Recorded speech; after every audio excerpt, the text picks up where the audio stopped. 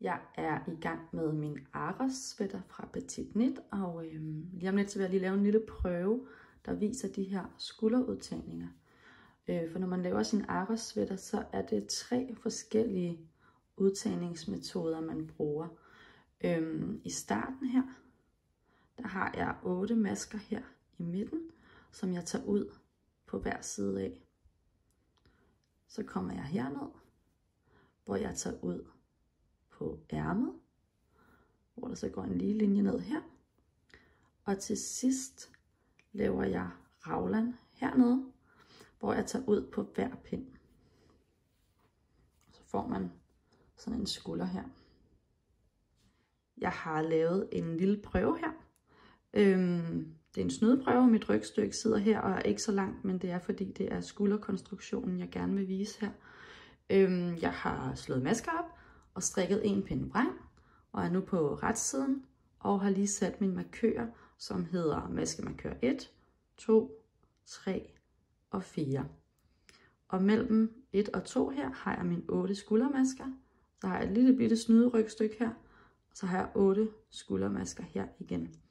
Og de udtagninger, man skal bruge i den her opskrift, det er udtagninger, der hælder til højre eller til venstre, som det er taget op i længden, både på retsiden og på vrangsiden.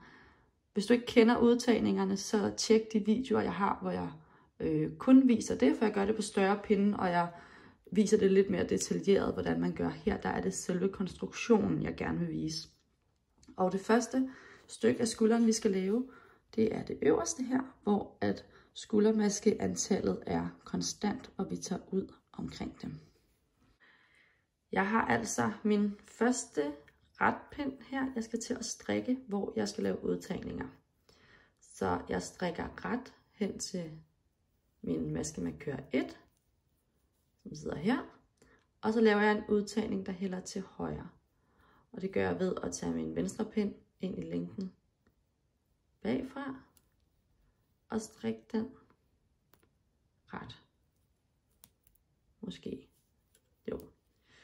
Så flytter jeg min markør og strikker mine 8 skuldermasker.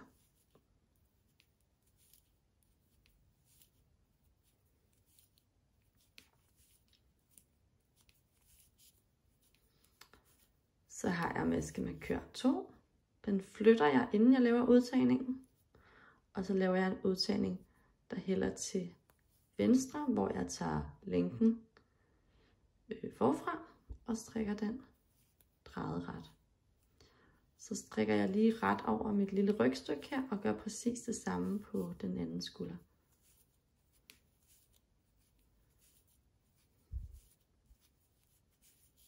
Og I kan se, når jeg løfter længden, så gør jeg det altid med min højre pind, løfter den op. Det er altså bare fordi, jeg synes, det er nemmest. Så skal du gøre lige som du er vant til at gøre, og som du synes er nemmest. Maskemarkør 3. Længden op bagfra. Strikker den ret. Flytter min markør. Strikker mine 8 skuldermasker.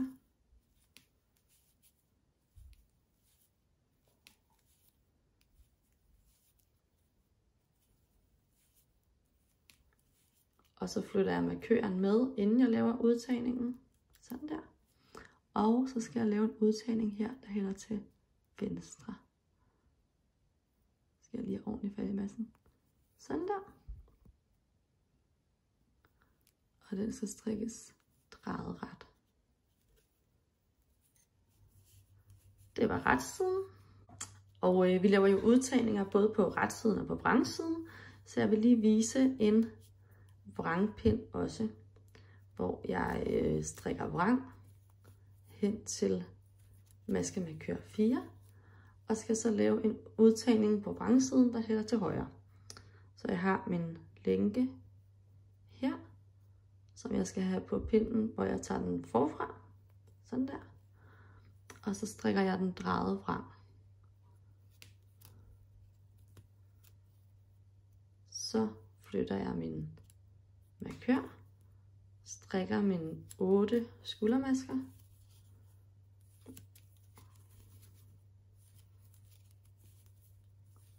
Og I behøver ikke sende flere mails om, hvorfor jeg strikker vrang så mærkeligt. I kan bare sende dem til min mor.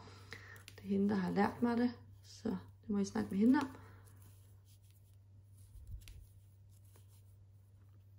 De 8 skuldermasker, flytter min markør, og en udtagning, der hælder til venstre, hvor jeg tager min venstre pind, bagfra, og strikker den frem. Det kan godt lige sådan dreje lidt, hvor man lige skal holde lidt fast på det. Sådan der. Så strikker jeg vrang over mit lille bitte rygstykke her, og gør præcis det samme på den anden skulder.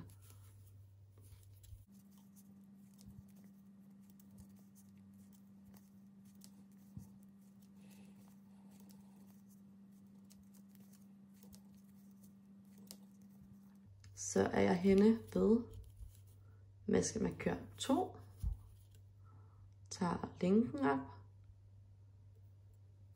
sådan der, strikker den drejet frem, flytter min markør, vrang over mine skuldermasker,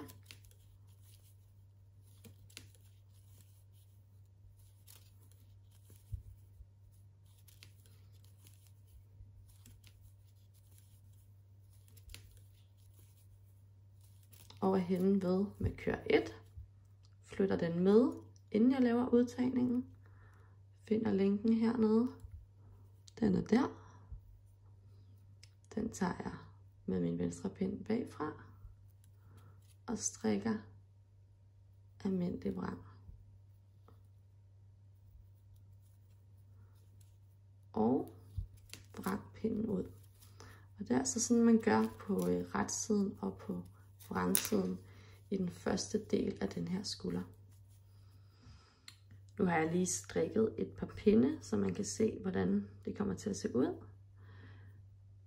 Mit maskeantal her imellem 1 og 2 er konstant, og det er på ydersiderne af markørerne, jeg har taget ud.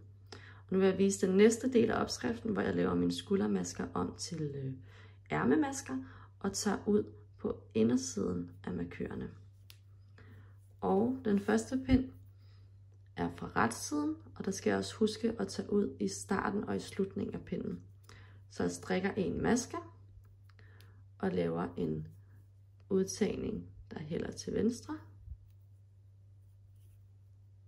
og strikker ret over mit forstykke hen til maskemarkør nummer 1.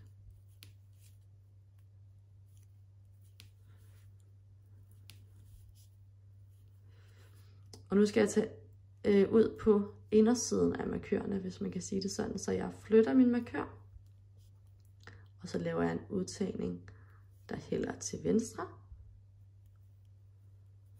Så strikker jeg ret over mine skuldermasker, som jeg nu vil kalde ærmemasker.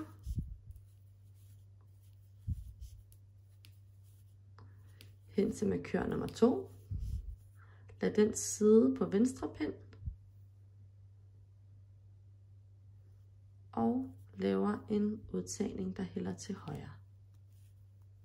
Flytter markøren og strikker ret over mit rygstykke. Hen til den næste skulder, hvor jeg gør fuldstændig det samme. Og i den her del af opskriften, der tager man kun ud på hver anden pind, altså på retsiden, indtil man samler sit arbejde, hvor man så tager ud på hver anden omgang.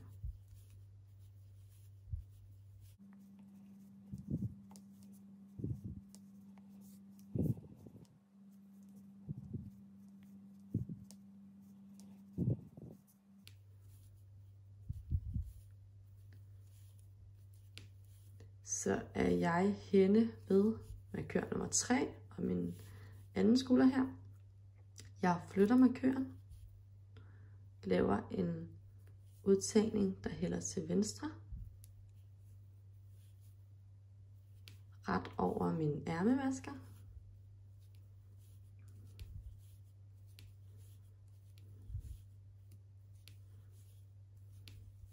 så lader markøren sidde her, og laver en udtagning, der hælder til højre. Flytter min markør og ret over mit forstykke,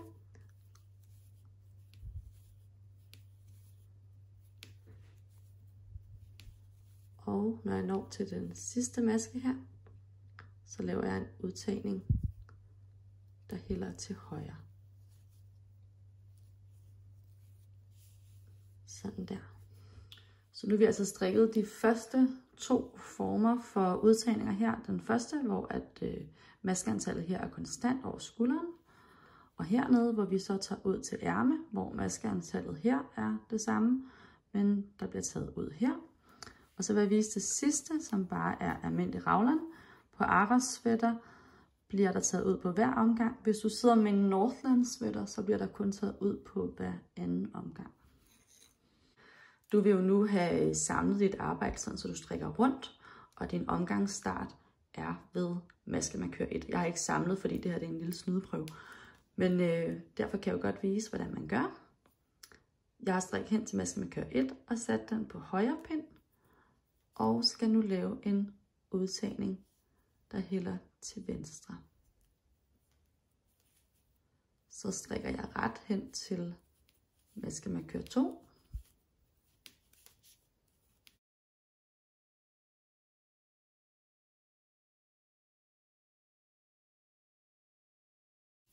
Jeg lader markøren sidde her,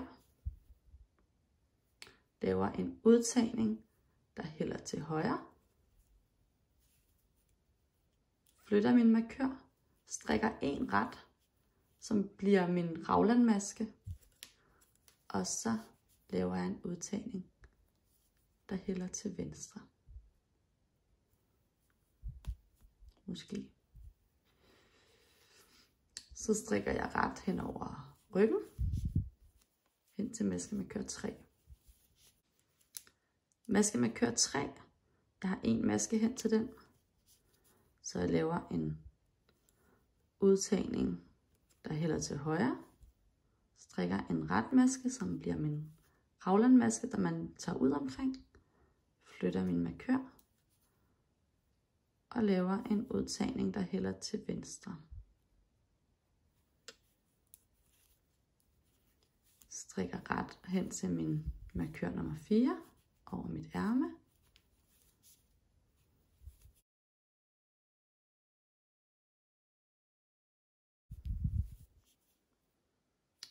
Laver en udtagning, der hælder til højre.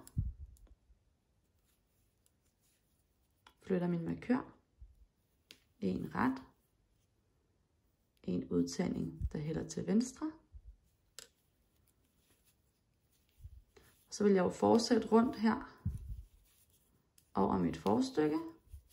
Nu strikker jeg ikke rundt, så vi kigger lige hen i enden her, hvor du så kommer op, når hen til en maske før din markør, laver en udtagning til højre, strikker din raglanmaske, og så er du tilbage ved omgangens start og klar til at tage ud igen. Og når man tager ud på hver omgang i sådan en raglan her, så kan det altså godt virke lidt stramt, men det skal nok blive pænt. I kan se her, den ender sådan her.